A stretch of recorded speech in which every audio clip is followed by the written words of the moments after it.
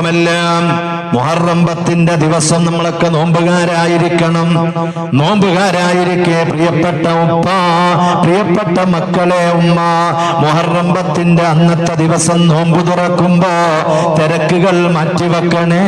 എല്ലാ തിരക്കുകളും മാറ്റിവെച്ച് വാപ്പയും ഉമ്മയും മക്കളും പേരമക്കളും ഒരുമിച്ചുകൂടി വീടിന്റെ അകത്ത് നോമ്പ് തുറക്കാൻ ഒരുമിച്ച് കൂടണേ. ആ മുഹറം 10 കുടുംബങ്ങളൊക്കെ ഒന്ന് ഒരുമിച്ചുകൂടി നല്ലതുപോലെ ഒരു സുഫ്രയുടെ മുകളിൽ ഒരു മേശപ്പുറത്ത് എല്ലാവരും ഒരുമിച്ച് കൂടണം. എന്നിട്ട് മുഹറം 10 അന്ന് ആ ഗൃഹനാഥൻ വീട്ടുകാരൻ ഉള്ളതുകൊണ്ട് പൊരുത്തപ്പെട്ട് എല്ലാ ദിവസത്തിനേക്കാളും വ്യത്യസ്തമായി മുഹറം 10 മൻ വസ്സല ഇയാലിഹി യൗമ അശൂറാ വസ്സല്ലാഹു അലൈഹി ഫീ സനതി കുല്ലിഹാ.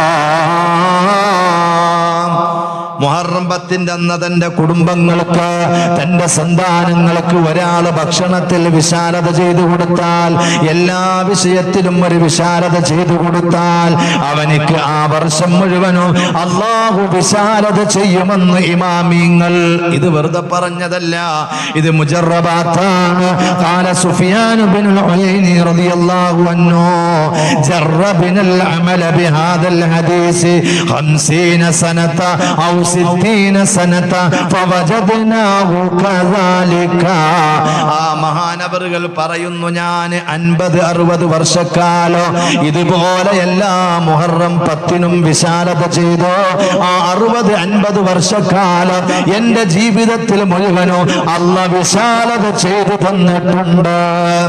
അനുഭവം കുറിക്കുകയാണ്.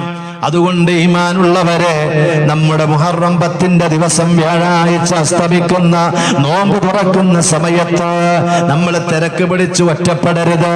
അന്ന് നേരത്തെ വീട്ടിൽ വരണോ.